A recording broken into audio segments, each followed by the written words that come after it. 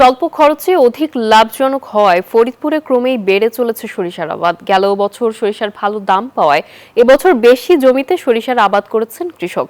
এ বিষয়ে বিস্তারিত ফরিদপুর থেকে জানাচ্ছেন সহকর্মী খায়রুজ্জামান সোহাগ। স্বল্প খরচে অধিক লাভজনক হওয়ায় ফরিদপুরে ক্রমেই বেড়ে চলেছে সরিষার আবাদ। গেল বছর সরিষার ফলন এবং বাজার দর ভালো থাকায় এবছর বেশি পরিমাণ জমিতে সরিষার আবাদ করেছেন কৃষকরা।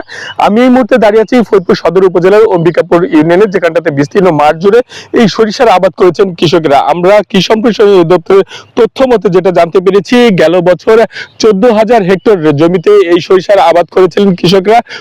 উচ্চ ফলনশীল জাতের এই সরিষার আবাদ করাতে ফলন বেশি হয়। এবছর 464 হেক্টর বেশি জমিতে এই সরিষার আবাদ বৃদ্ধি করেছেন, এমনটা কিন্তু আমরা জানতে পেরেছি। তবে কৃষকরা এবছর যে এটা অভিযোগ করেছিলেন যে এক শ্রেণীর অসাধু ব্যবসায়ী যারা রয়েছে তারা অধিক পরিমাণ দামে কিন্তু এই সারের কৃত্রিম সংকট দেখিয়ে তারা বেশি দাম নিচ্ছেন। গেল বছর যেই সারের দাম ছিল 1050 টাকা বস্তা, সেই সারটি এবছর 1600 টাকা বস্তায় বিক্রি করছেন, এমনটাই কিন্তু তারা অভিযোগ করছিলেন।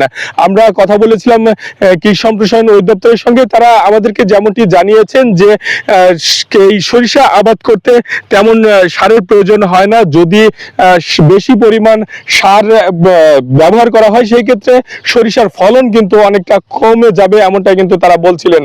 তো এই ছিল আমার কাছে সরিষার আবাদের সর্বশেষ সংবাদ।